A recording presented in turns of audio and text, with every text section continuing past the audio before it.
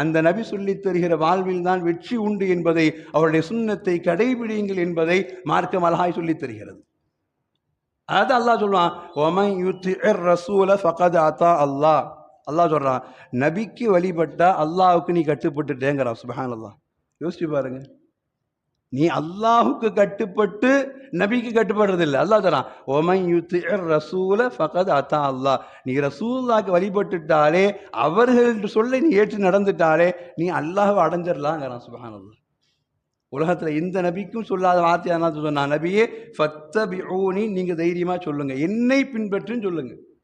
என்னை பின்பற்றினால் யுஹ்பிபுக்குமுல்லாஹ், அல்லாஹ்வுடைய நேசம் கிடைச்சிருங்கிறான். அல்லாஹு அக்பர்.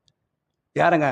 அல்லாஹ்வை அமல் செஞ்சு அல்லாஹ்வை நாம் திருப்திப்படுத்தி அல்லாஹ்வுடைய சந்தோஷத்தை அடைகிறதுக்கு அல்லாஹ் வழி சொல்ல தொடர்றா. ஃபத்தபிஊனி, நீங்க சொல்லுங்க யார சொல்லலாம், என்ன பின்பற்றுங்க. என்ன பின்பற்றிட்டா யுஹ்பிபுக்குமுல்லாஹ், அல்லாஹ்வே உனக்கு கிடைச்சிருவான், அல்லாஹ்வுடைய அன்பே உனக்கு கிடைத்து விடும் என்பதெல்லாம் சுன்னத்தின் வழியாய் நமக்கு நபிகள் பெருமானா ஸல்லல்லாஹு கற்றுக் கொடுத்த இடத்துல இன்னைக்கு எந்த சுன்னத்தை நம்முடைய பிள்ளைகளுக்கு நாம் கற்றுக் கொடுத்திருக்கிறோம், இல்லது நாம செஞ்சு வச்சிருக்கிறோம்?